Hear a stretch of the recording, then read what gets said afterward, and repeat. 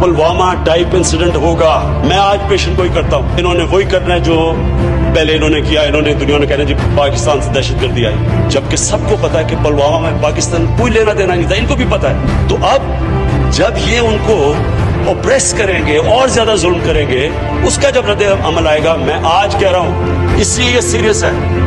इन्होंने हमें ब्लेम करना है, इन्होंने एक और भी चीज करनी है। मुझे अब खौफ है कि इन्होंने कश्मीर में एथनिक क्लेंजिंग करनी है। ये सारी जब चीजें करेंगे और ये पाकिस्तान को ब्लेम करेंगे, इसके बहुत सीरियस कॉन्सिक्वेंसेस हैं। और मैं बार बार उसके बाद पुलवामा के बाद इनको कहता गया कि दो न्यूक्लियर आर्म कंट्रीज ऐसी रिस्क नहीं ले सकते, हम अपने मसले डायलॉग से हल करें। मैं आज आपको कह रहा हूं कि जब ये सिचुएशन होगा, ये किसी के कंट्रोल में नहीं होगा।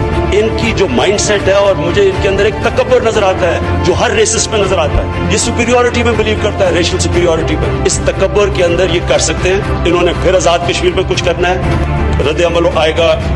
अगर इनके ऑपरेशन की वजह से कुछ हुआ, इंसिडेंट हुआ पुलवामा टाइप, इन्होंने एक्शन लेना है। ये हो नहीं सकता कि ये अगर पाकिस्तान में अटैक करेंगे हम उसका जवाब ना दें। हम जवाब देंगे, उसके बाद क्या होगा? मजीद हुआ और आगे बढ़ सकती है, वो भी जवाब देंगे, हम भी देंगे।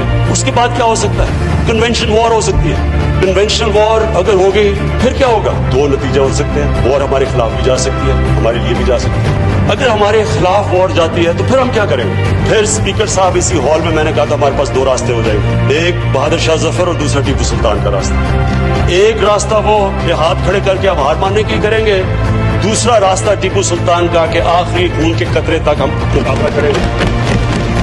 मुसलमान ईमान वाला इंसान मौत से डरता नहीं है, सिर्फ अपने रब्बुल आलमीन को खुश करने के लिए वो इंसानियत का सोचता है, लेकिन वो खौफ के ऊपर फैसले नहीं करता। हम इसलिए कोशिश करते हैं अमन के लिए क्योंकि हमारे दीन इंसानियत डालता है, हमें फिक्र है इंसानों की। लेकिन मैं ये सवाल पूछता हूँ कि अगर हम आखिरी कतरे तक लड़ेंगे तो वो कौन सी जंग होगी?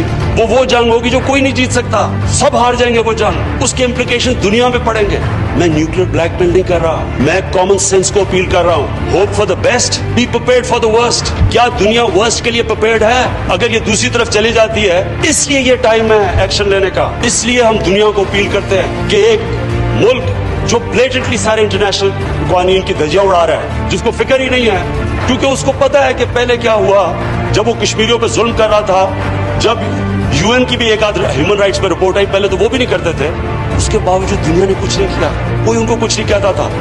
उनको और हल्लाशेरी मिली कि अच्छा अगर दुनिया कुछ नहीं कहती आगे क्या, इसलिए उन्होंने ये एक्ट किया है। और अगर अब दुनिया नहीं कुछ करेगी, मैं आपको कह रहा हूं कि इसके सीरियस कॉन्सिक्वेंसेस है। ये और आगे जाएगी कि, और ये उधर चली जाएगी जिधर सबको नुकसान होगा, जो कोई नहीं तसव्वुर करना चाहता। इसलिए ये है टाइम एक्ट करने का।